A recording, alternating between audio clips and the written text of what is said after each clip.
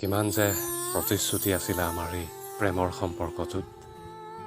বহুত বিশ্বাস কৰিছিলোঁ তোমাক, যাৰ বাবে আজি অনুতপ্ত মই।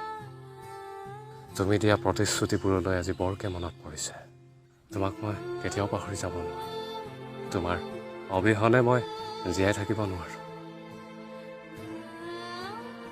তুমি মোক কেতিয়াও পাহৰি নাযাবা। তুমি মোক অকলশৰীয়া কৰি এৰি গুচি নাযাবা। সদায় তোমাৰ লগত থাকিম। মই নমৰালৈ তোমাৰ লগত থাকিম। প্ৰেমৰ সম্পৰ্কত যিমান বাধা আহিলেও দুয়োজনে বাধাবোৰ ভগাই লৈ আগবাঢ়িম। আজি মই তোমাক এৰি গুচি যোৱা নাই, তুমিহে মোক এৰি গুচি গলা। সেই প্ৰতিশ্ৰুতিবোৰ যে দিছিলা আজি ক'ত গ'ল? আচলতে এই প্ৰতিশ্ৰুতিবোৰ এটা সপোন আছিল, যিটো সপোন কেতিয়াও বাস্তৱত ৰূপান্তৰ নহয়েই। মৰম ভাল পোৱা বহুত দিছিলোঁ তোমাক। মোৰ জীৱনটোতকৈ তোমাক বেছিকৈ ভাল পাইছিলোঁ। সেইবাবে হয়তো তোমাৰ মোক এৰি যাওঁতে অকণমানো দুখ নালাগিলে।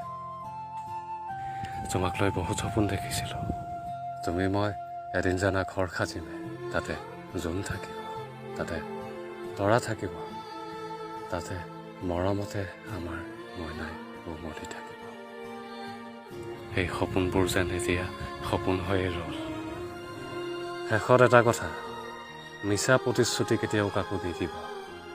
সম্পৰ্ক এটা গঢ়াৰ আগতে আপুনি হাজাৰবাৰ ভাবক যে সেই মানুহজন বা মানুহজনীৰ লগত আপুনি জীৱনটো থাকিব পাৰিব নে নোৱাৰে।